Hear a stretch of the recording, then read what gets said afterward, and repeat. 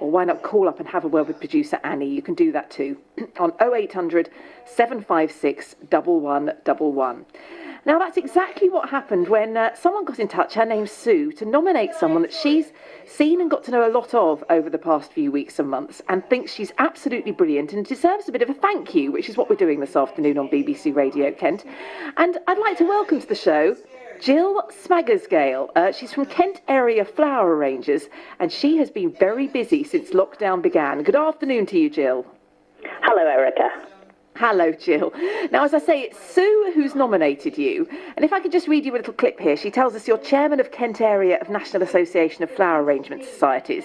And you have worked tirelessly, these are her words, during this difficult period to keep all the members connected. And she thinks you deserve a thank you.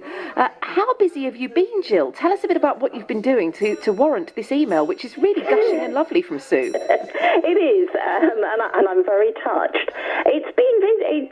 I retired about a couple of years ago, but the last year has felt more like a full-time job, really.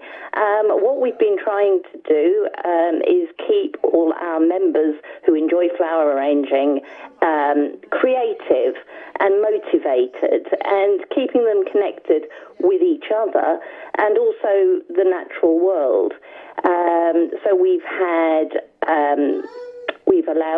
asked them to create things at home. We've given them titles, and they've sent in the photographs, and we've put them on the website and our Facebook page.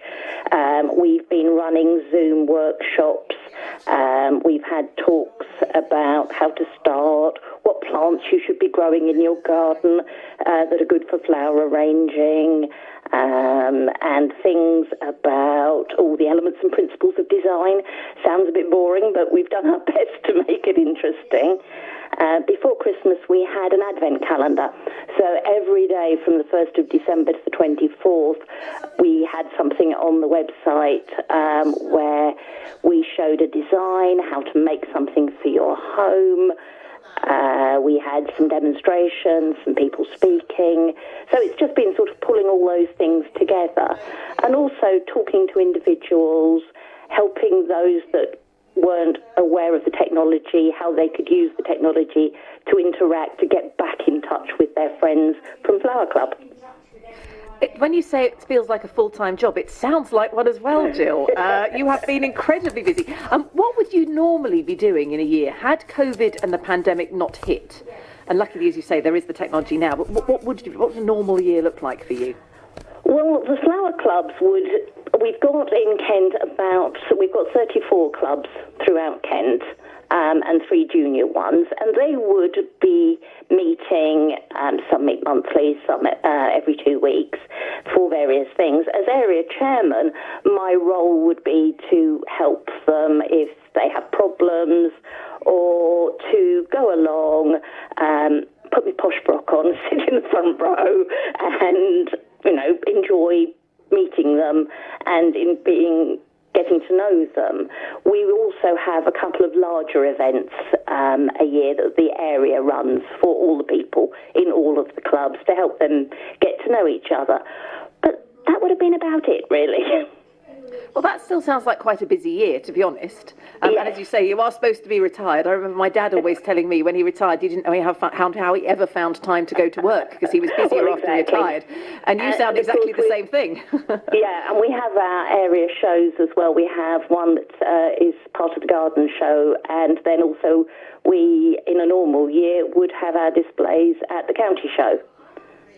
Oh, and they are very well loved, aren't they? Huge part of the Kent County show. Exactly. And, have you heard any rumours about whether we might be seeing that in 2022? Obviously, 2021 might be a bit too short time to turn that around. But are you hopeful 2022 that might be back? What are you hearing? Definitely hopeful for 2022. Tentatively, fingers crossed for 2021, but who knows? We have plan A's, plan B's, plan C's, and plan Z's. It sounds like a very social and sociable job that you do there, Gill. It is. I mean, it's a lovely thing to belong to a flower club because it's creative. You can take part if you wish, or you can just come along, watch something that's pretty, that involves flowers, and who doesn't love a flower, and meet some people.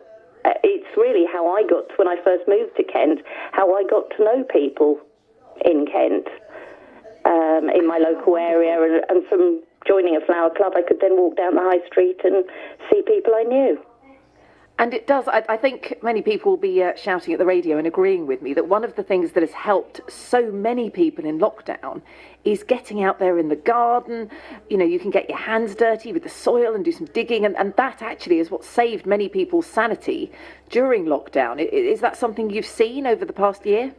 Oh, definitely. And where we've been running these virtual, I won't call them a competition because they weren't judged, because we wanted to include everybody, all our members, was enabling them to or some of the, perhaps the more mature people, to encourage them to go outside and you know, pick some flowers from their garden and put them in a vase and cheer themselves up indoors.